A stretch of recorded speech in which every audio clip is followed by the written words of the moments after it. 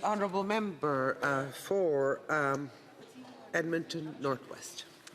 Thank you, Madam Speaker, and thank you to my colleague for sharing her time with me.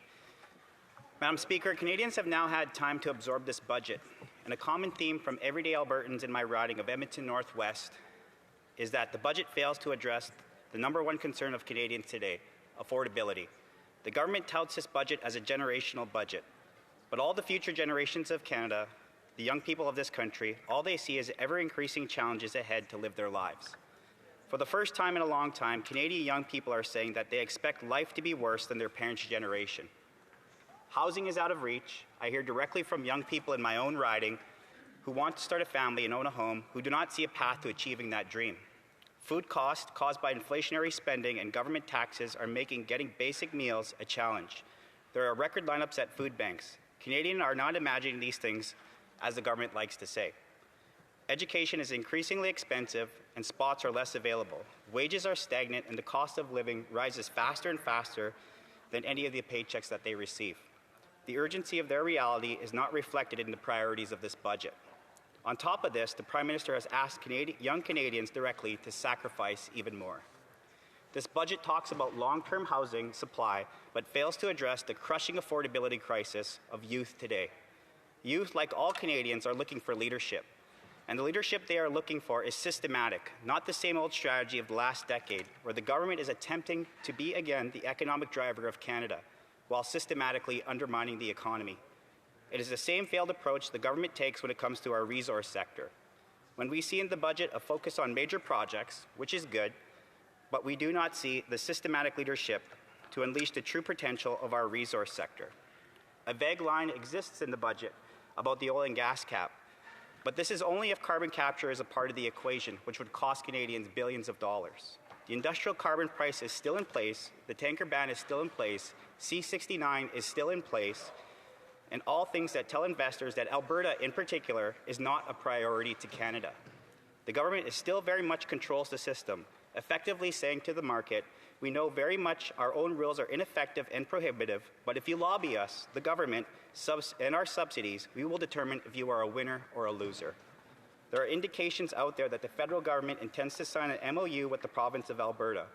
While we were told things would be getting done at record speeds, MOUs do not get shovels into the ground. MOUs are non-binding. Legislative systematic changes are. Alberta is the natural resource engine of Canada, and this budget only vaguely strings Albertans along continuously on the path of more federal government control over our potential as a province to help our whole country.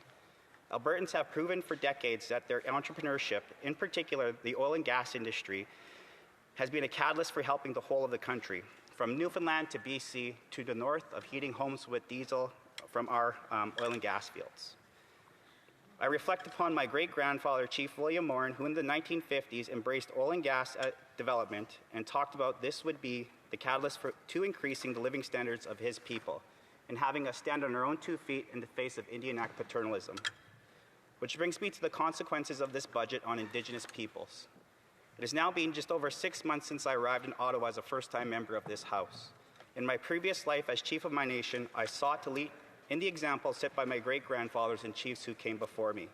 They were entrepreneurial first-time farmers in the late 1800s. They embraced oil and gas as a resource to eradicate poverty in the 50s, 60s, and 70s. And they started gaming in the 80s, 90s, and 2000s so as to show our people and Canada we were responsible net contributors to treaty. This coincides with the notion of self-determination and the fact that Ottawa does not know what is best for our people. Since 1867, Indian Affairs, Indigenous Services Canada, underpinned by the Indian Act, has failed Indigenous peoples across Canada. I came to Ottawa knowing that major structural changes were needed in how Indigenous services manage the relationship with Indigenous peoples. Now more than ever, I know that to be true, that significant structural changes are needed. I was fortunate to lead my community on this new journey in the era of reconciliation, even doing some good things with the government along the way. But I was only able to do so by the foundation of self-determination set by my chiefs who came before me, who sought effective win-win partnerships with Canada and Canadians by coming to the table with our own source revenue. But too many First Nations, Métis, and Inuit, for too many of them, this is not the case. Now I'm afraid this Liberal government has reduced reconciliation to performative slogans in ministerial addresses and press releases. This budget offers none of the structural improvements to take reconciliation to the next necessary level, a level defined more by individual entrepreneurship, less government, and chief and council oversight.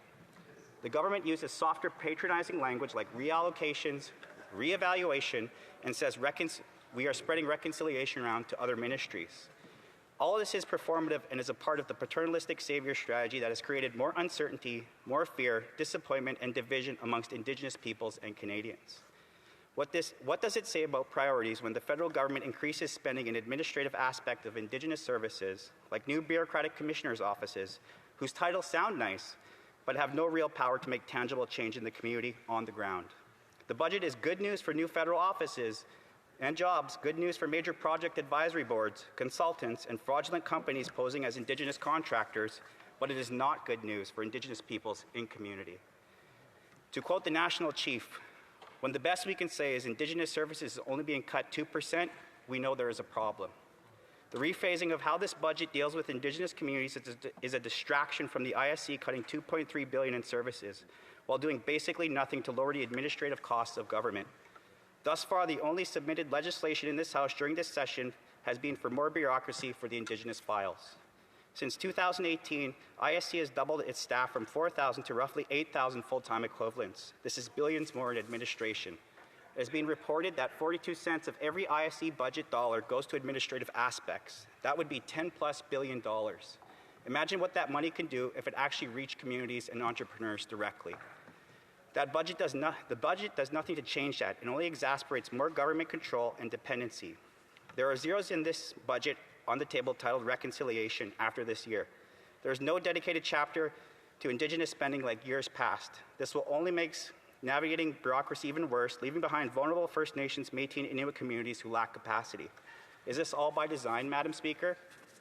The Finance Minister said in his speech when referring to Indigenous peoples of this country, we do not build just for ourselves, we build for those who will follow us. We build for those who will follow us.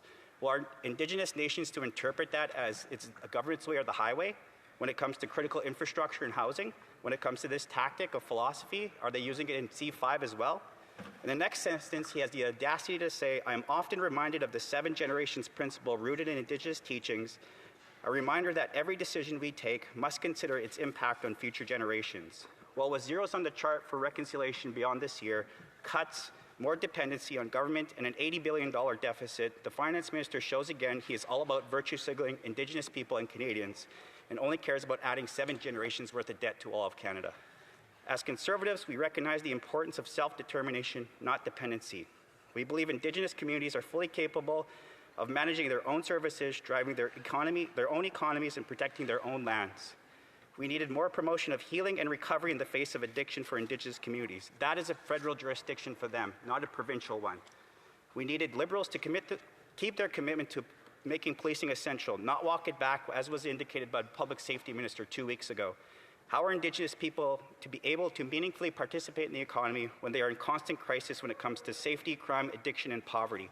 The Prime Minister says we are in a trade crisis as a country, while Indigenous communities have been in crises for decades. This budget does nothing to change that. We needed to set the table for entrepreneurship in this budget.